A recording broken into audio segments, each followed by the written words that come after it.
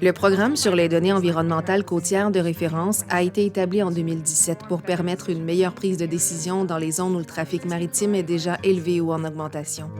Les objectifs du programme sont de déterminer les données de référence physiques, chimiques et biologiques sur 6 sites au Canada, et ceux-ci se trouvent dans la région côtière. La baie Placentia est l'une des rares baies de Terre-Neuve où l'on considère que la navigation se fait en eau libre de glace toute l'année. Et c'est en partie pour cette raison qu'elle a été choisie à l'origine comme principal site pilote pour le programme sur les données de référence. La baie Placentia est un très bon point de départ pour Terre-Neuve, surtout parce que la région a une grande importance économique et culturelle, et nous pouvons voir qu'il y aura une reprise économique, vous savez, dans l'avenir de l'utilisation de la baie. Cela nous donne l'occasion d'en apprendre davantage sur le plan scientifique, mais aussi de nous donner un point de départ pour comprendre comment la baie pourrait évoluer. J'étudie la répartition spatiale des microplastiques dans la baie Placentia. Nous examinons la concentration de microplastiques, la concentration de méthane, ainsi que les dynamiques des zooplanctons.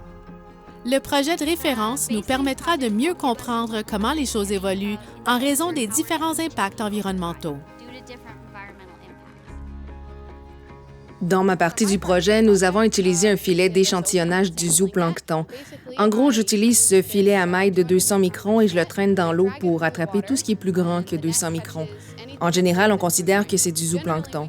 Le zooplancton est très important parce qu'il joue un rôle essentiel de connecteur entre les niveaux les plus bas de la chaîne alimentaire, comme le phytoplancton et les bactéries, et ensuite au niveau supérieur de la chaîne alimentaire, comme les poissons.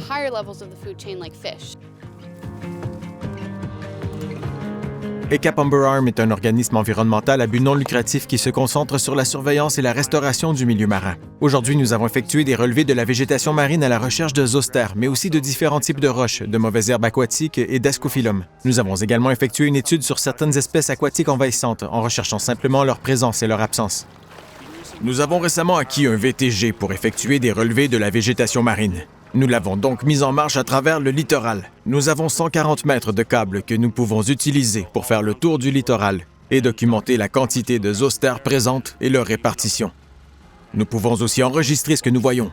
Nous pouvons utiliser ces données dans le projet de référence également.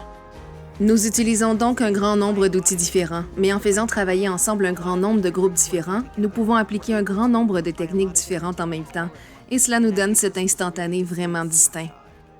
C'est vraiment passionnant pour moi de pouvoir contribuer à approfondir ces travaux et ces données de référence pour les futures générations de chercheurs.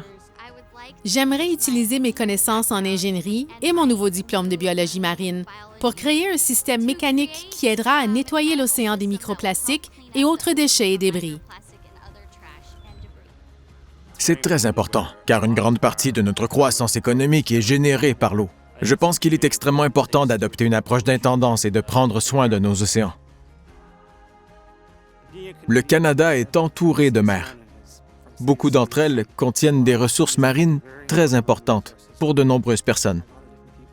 Qu'il s'agisse de stocks de poissons ou de mammifères marins, on trouve des habitats différents près des côtes et au large. Ce programme a permis de recueillir des données pour créer cette base de référence préliminaire afin de pouvoir détecter les tendances à venir.